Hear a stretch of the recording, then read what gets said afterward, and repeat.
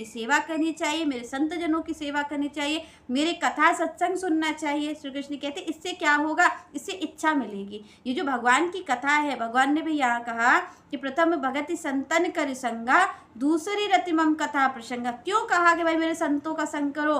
क्यों? क्योंकि ये जो इच्छा है ये वहीं से उत्पन्न होगी। भगवान सबसे पहले आपके श्रवण इंद्र से ही जाते हैं। तो भगवान ने कहा जब आप किसी की चर्चा सुनते हो तो मन उसका सहज चिंतन करता है। जब मन चिंतन करता है, मन उसमें मिल जाता है, तो मन उसी की प्राप्ति की इच्छा करता है। तो भगवान ने कहा भाई ये सब जो मेरी सेवा है, जो मेरा श्रृंगार है, जो मुझे भोजन पवाना है, जो मेरी कथा सुनना है, सत्संग सुनना है, संतों की सेवा करना है, श्री कृष्ण कहते इससे मैं प्राप्त नहीं होता हूँ, इससे मुझे प्राप्त करने की इच्छा उत्पन्न होती हो। जब इच्छा उत्पन्न होती है तो फिर क्या होता है, फिर मन भजन में लगता है। भजन कब होगा? आप और हम देखें कि हम भगवान की सेवा नहीं करना चाहते। कई लोग होते हैं वो भगवान की सेवा करते नहीं है, संतों की सेवा नहीं करते, भगवान की सेवा नहीं करते, और वो कहते भजन में हमारा मन लग जाए। तो यहाँ पर भगवान ने भी इसी चीज़ का संकेत किया कि ये संभव नहीं है। आप अगर उनकी सेवा ही नहीं कर रहे, आप संतों की सेवा नहीं कर रहे, कथा सत्संग में आपकी रुचि ही नहीं है, तो श्री कृष्ण कहते मुझे प्राप्त करने की इच्छा कहाँ से मिलेगी?